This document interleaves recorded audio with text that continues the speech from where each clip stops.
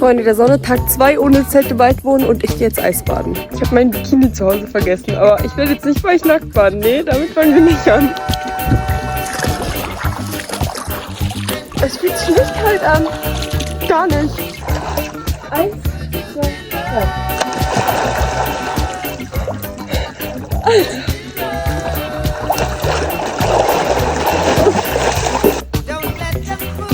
Alter. Mein ganzer Körper ist jetzt fucking taub. So, zu Hause kalt duschen geht ja noch, aber das ist andere Nummer. Ich sitze jetzt wieder am Lagerfeuer im Warmen und da drin habe ich mich so unglaublich lebendig gefühlt. So lebendig habe ich mich noch nie gefühlt, glaube ich. Ich kenne mich damit auch nicht aus, aber macht es nie unvorbereitet. Übt es davor lieber irgendwie kalt zu duschen oder sowas. Nicht einfach so, weil da kann auch schlimme Sachen passieren. Ich glaube, ich werde das jetzt aber auch öfter machen.